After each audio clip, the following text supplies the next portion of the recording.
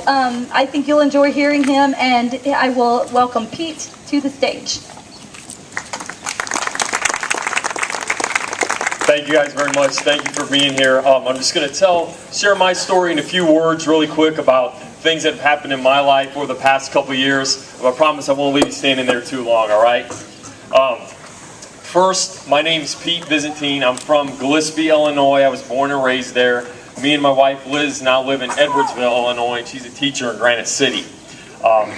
2 years ago, almost 2 years ago now, my dad was diagnosed out of the blue with glioblastoma brain cancer.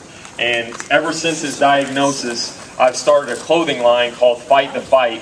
And we take 50% of all the profits from the clothing line and we donate it to people who get large unexpected medical expenses. And in about a year and a half of business, we've been able to donate $25,000 to people in need. So thank you. We're very proud of that. Just to give you guys an idea how much money that is, if you lined up 25,000 $1 bills all around a track, it would go around 16 times or 4 miles.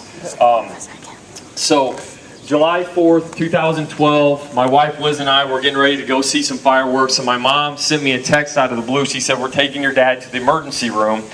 His hand went numb for about 30 seconds when he was outside pulling weeds."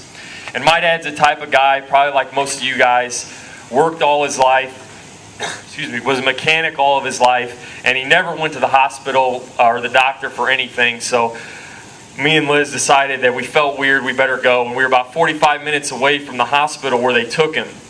By the time we got there, they had already done the routine tests, the CT scans, and everything that they do whenever somebody comes in with a situation like this.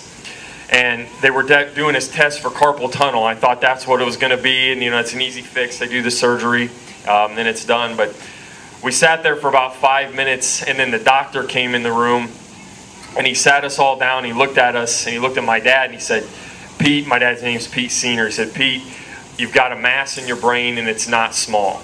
So as you guys can imagine, a lot of you have been through that situation before. This immediately launched us in. First we were shocked, then to tears. Then we were moved to the next hospital and started the process right away. Over the next 3 weeks, he had a brain biopsy and then brain surgery to remove a tumor about the size of a grape from the right side of his brain. That was on July 4th. On July 21st, Liz and I had a big small town wedding planned. So you guys know how it is, small town, you got to invite everybody, right? So we had a big wedding planned. So his whole goal was to be able to get to that wedding. And through the grace of God and a lot of good people at St. John's Memorial Hospital in Springfield and a lot of help from our friends, my dad was able to make it to our wedding that day 3 weeks after being diagnosed and having 1 week after having serious brain surgery. And I'll never forget the feeling that I got when the car pulled up with him in it. He got out and got to see our wedding. So thankful that happened.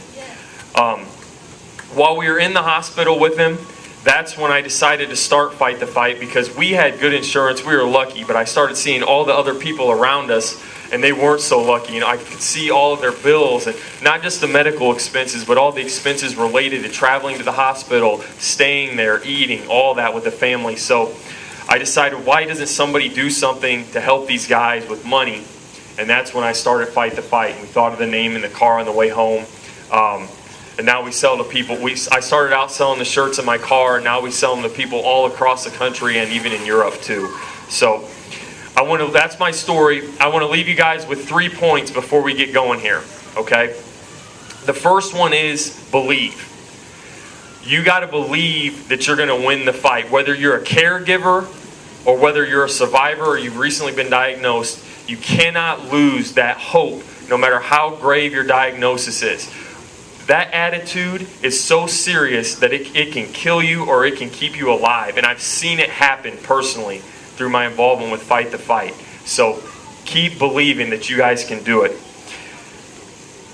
And there's going to be some dark days when you guys are going through chemo, radiation treatments, surgeries, being caregivers and all that. Those are the times when you really have to keep that in mind and keep that hope and keep that belief alive. The next thing is, make the most of your life. Through this experience, and I know through everybody's experience here, when something like this happens to you, you learn to value every day just that much more. So don't get up and just go through the motions. Take the actions necessary, take the risks, pursue your dreams, and live life to the fullest every single day. What you guys do in the darkness, I tell this to kids a lot whenever I speak at schools. What you do in the darkness will come to light. And I think this can relate a lot to your body and your physical health. Take control of your physical health. Be active, be fit, eat the right things, do the right things. Our bodies were made to move. They were not made to sit in chairs and be sedentary. So the stronger and the healthier that you guys keep yourselves, the better chance you have when your number's called. Because someday my number's going to be called, everybody's number's going to be called when we're going to get that diagnosis for ourselves, and we'll live longer, healthier, happier lives if we take control of our physical health. The last thing I want to tell you guys before we get going is two quotes. One, when you're in those dark days and you feel like giving up, remember why you fought so hard to get there. Whether you're a parent and it's your child, or whether you're a caregiver, or whether it's your mom or dad, there's always somebody out there outside yourself to fight for. So remember why you held on so long when you guys reached those dark days. Okay? And the last thing is a quote that I end every speech to a group like this with. To all the survivors out there, good job. You guys have fought well so far, but the battle has only just begun, and I believe your best is yet to come. Thank you.